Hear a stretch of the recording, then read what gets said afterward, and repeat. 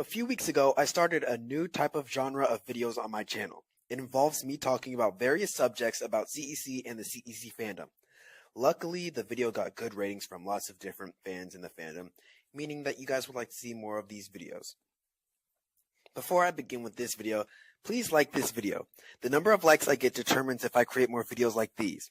Your support is my fuel for motivation. Also, if you haven't already, please subscribe to the channel. I passed 400 subscribers and now I'm at 440. I believe we can beat my goal of 500 subscribers by the end of the summer. Yay! I would also like to redirect you over to showbizpizza.com. This is the primary source of where I get all my information. I want to make sure all my information is correct, so that way I'm not spreading false info. Showbizpizza.com is the #1 most trustworthy place to get this information in my opinion. Link to their webpage is in the description of this video. One last note before I start this video. Yes, my voice is different because I am sick and I've been under the weather for the past 3 weeks.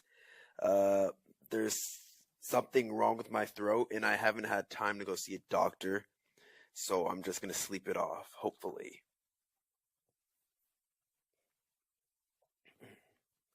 The Studio C concept debuted in 1998.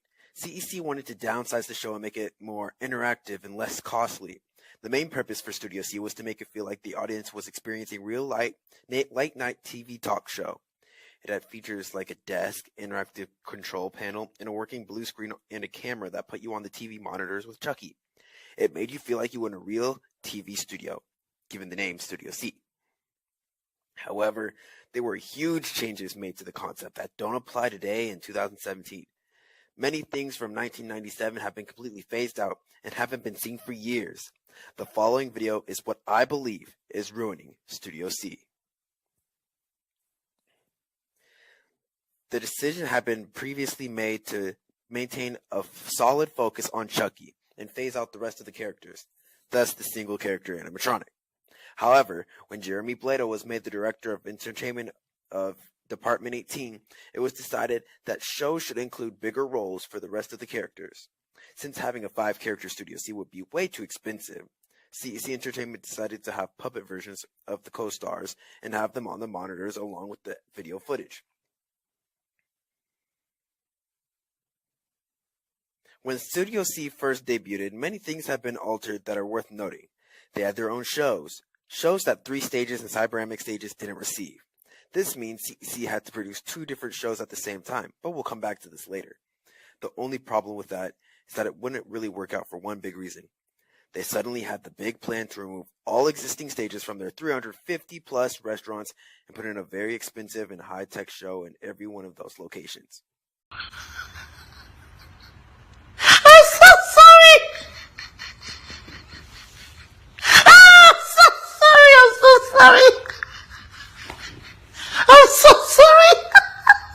Yeah, no, that wasn't going to happen anytime soon. I'm surprised they actually thought they could pull something like that off. But then again, this is CEC who we're talking about. They ran into a problem. Rather, a problem with the costs. The expense involved with removing the existing stages and installing a brand new stage show system-wide was an enormous cost. In early 2001, a temporary stop was placed on the Studio C replacement of existing stages. But aside from the installation, there were also some pricey maintenance costs associated with the operation of Studio C Alpha. The desks surrounding Chucky often caused wear and tear on the animatronic, to the extent that Department 18 stopped programming certain arm movements that would create wear. It was also used as a jungle gym, as children would climb on it to get a closer look at Chucky. Their interactive console and lighting effects became a technician's nightmare as well. From a production standpoint, it was becoming too costly to produce separate show tapes for Studio C stores. The solution for this was simple. Remove the bird character and the late night theme so show tapes could be universal. Since new stores still needed shows and halting replacement didn't help the company's initial goals, the solution was to create a cheaper, less problematic Studio C. It should also be noted that development of Studio C Beta happened through a series of tests and trial versions. Over the years, several new and more disappointing versions of the Studio C had showed up in all stores over the country. The Kappa stage, which was the downgraded beta. Not that the beta couldn't get any more downgraded from what it already was.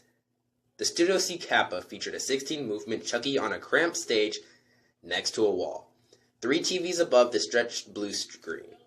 I'm not kidding when I say it's the ugliest thing ever. Then there's the Circle of Light stage Studio C lineup.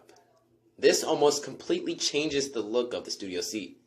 Living up to its name, the Circle of Light stages featured circles that had lights in them. In the early carnations of Circles of Lights, they actually featured a Studio C bot, either 32 movement or 16 movement. The later versions dropped the bot for a stage, for the walk-around. Even later versions dropped the stage altogether. It was literally a light-up wall with a giant TV. Still, it looked a lot nicer than the Kappa. Lastly and most recently, the very controversial Party Zone stage. This debuted in 2015, and it is literally the second most ugliest thing on the planet. It's just 6 TVs on the roof above a plastic light-up dance floor. People like the stage, but only if there's a good Chuck performer using it. Me? I hate it personally, and I rarely hate anything. I would prefer a stageless, botless Circles of Light stage before I had to perform on that thing. In the early 2010s, Studio C shows led to the downfall of all CEC shows.